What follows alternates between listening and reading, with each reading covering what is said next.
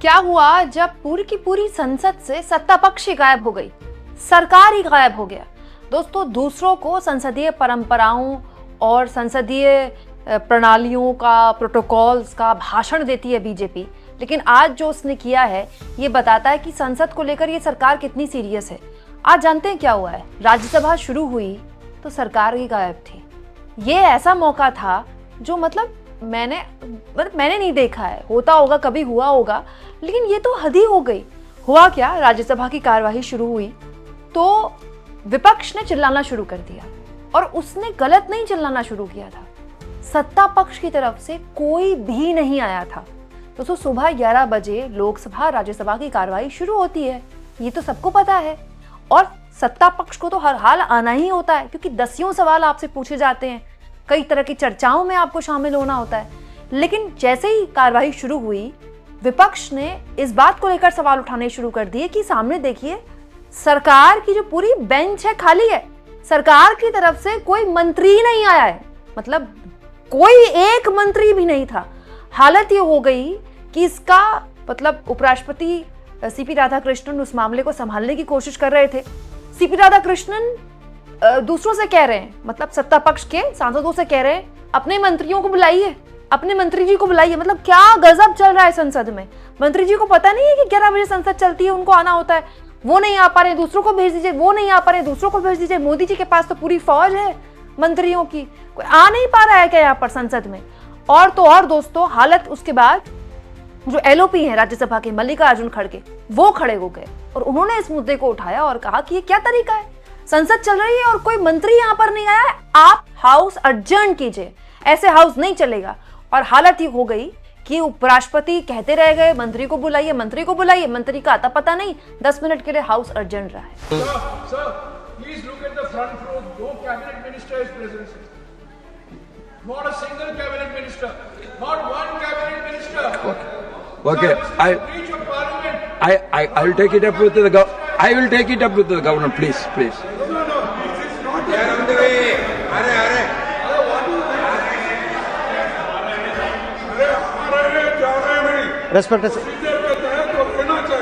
Respected Chairman. Minister, please request a cabinet minister to come to the house.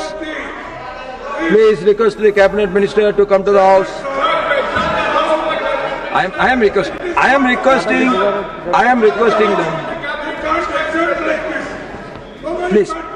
Please take your seat. I am asking you. Yes. I understand.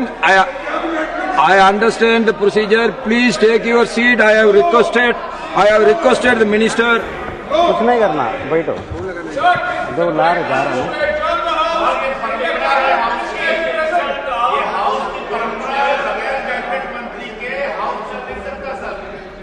Honourable Minister, you please make a request that one of the cabinet ministers should come.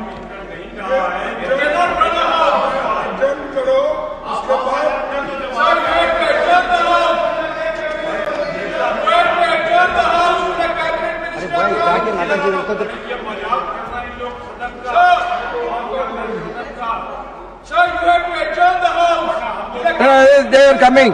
Papers to be laid on the table, Sri Jatin.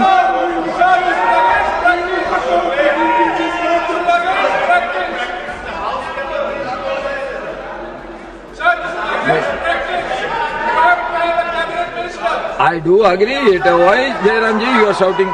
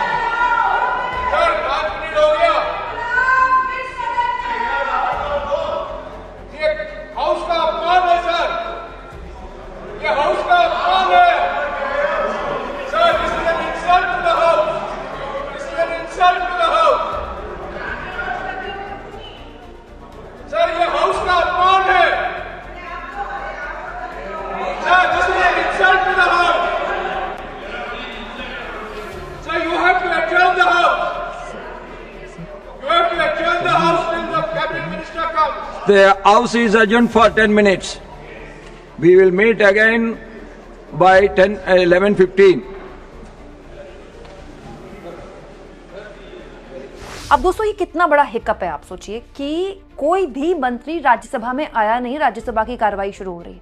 ये बताता है कि संसद को लेकर ये सरकार कितनी सीरियस है, और वो शीतकालीन सत्र से पहले ही देखने को मिला था। अमूमन शीतकालीन सत्र नवंबर के 15-16 तारीख के बाद से शुरू हो जाता है। इस बार का एक तो शीतकालीन सत्र शुरू बहुत लेट हुआ और है बहुत छोटा। अब आप देखिए जुम्मा दिन ही कितने हुए हैं शीतकालीन सत्र को, अब खत्म होने वाला है 19 तारीख को। वीकेंड्स अगर हटा दें तो शायद 15 दिन ये संसद का सत्र चला है। इसमें एक वंदे मातरम पर बहस हुई है, SIR पर बहस हुई है। इसके अलावा आप मुझे बता दीजिए कौन सी सार्थक बहस हुई है। संसद में बहस होना ही बंद हो गया है दोस्तों। बड़े बड़े नेता आते हैं, भाषणबाजी करते हैं, चले जाते हैं। पहले अगर कोई नेता जवाब देता था संसद में तो कम से कम उसको इंटरप्ट करके, उनको रोक कर, एक परंपरा थी कि उनसे फिर क्रॉस क्वेश्चनिंग की जाती थी। अब तो कुछ है ही नहीं, ना ओम बिरला कुछ बोलने देते हैं, ना CP राधाकृष्णन कुछ बोलने देते हैं। लेकिन ये तो हद ही है दोस्तों। मतलब बीजेपी ने तो अब दिखाने के लिए भी संसद की गरिमा नहीं रखी। मतलब कम से कम कोई तो मंत्री आ जाता। और ये कोई पहली बार नहीं है, ये इस संसद सत्र में बीजेपी की तरफ से बहुत हिकअप्स हुए हैं, बहुत गलतियां हुई हैं। अब आप देखिए संचार साथी ऐप क्या है। अचानक से एक प्रेस रिलीज आता है कि 2026 अप्रैल के बाद से हर फोन में अपने आप ही एक ऐप डाउनलोड होगा, संचार साथी ऐप। अब उसके बाद मच गया हंगामा।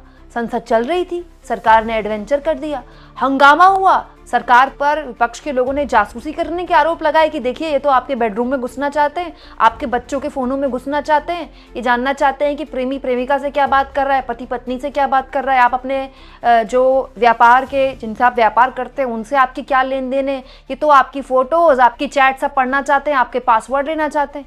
और जो सवाल थे वो गंभीर थे, तो क्या किया सरकार ने? यूटर्न ले लिया।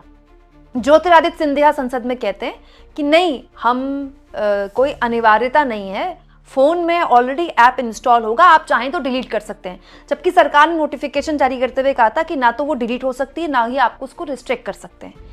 फिर और बवाल मचा। दीपेंद्र हुड्डा ने सवाल पूछ लिया कि आप कैसे इस पर भरोसा कर लें अगर फोन में कोई ऐप ऑलरेडी इंस्टॉल है। भाई टेक्नोलॉजी ऐसी पहुंच गई है, आप उस ऐप को डिलीट भी कर दें तो हम कैसे भरोसा करें कि डिलीट हो गई है। टेक्नोलॉजी में कितना छुपाया जाता है, कितना बताया जाता है, हम जानते ही हैं। उसके बाद सरकार ने फिर यूटर्न ले लिया कि नहीं, अब कोई अनिवार्यता नहीं है। 2026 के बाद से ये पूरा का पूरा, मतलब जो उसने प्रेस रिलीज जारी की थी उसी को यूटर्न ले लिया। कितना बड़ा हिकअप है ये, कितनी बड़ी गलती है ये। दूसरी गलती, प्रधानमंत्री मोदी वंदे मातरम पर बहस कर रहे हैं, बंकिमदा कर रहे हैं, और जब उनको उनकी गलती याद दिलाई जा रही है TMC के सांसद द्वारा तो उसका भी अट्टहास, मजाक उड़ा रहे हैं कि आपको तो दा बोल सकता हूं ना। मतलब एक तो गलती कर रहे हैं और गलती करके उसको एक्नॉलेज भी नहीं कर रहे हैं, सॉरी नहीं बोल रहे हैं, थैंक यू बोल रहे हैं, थैंक यू आपने मुझे करेक्ट किया, मैं आपकी भावनाओं का सम्मान करता हूं, आपको तो दा बोल सकता हूं ना। ठीक है, ये मुद्दा पकड़ लिया है ममता बनर्जी। ममता बनर्जी उस दिन से घूम घूम कर रैलियां कर रही हैं और बता रही हैं कि देखिए ये तो पश्चिम बंगाल के जो आइकॉनिक फेसेस हैं, जो फ्रीडम फाइटर्स हैं, तो उनका भी सम्मान नहीं करते।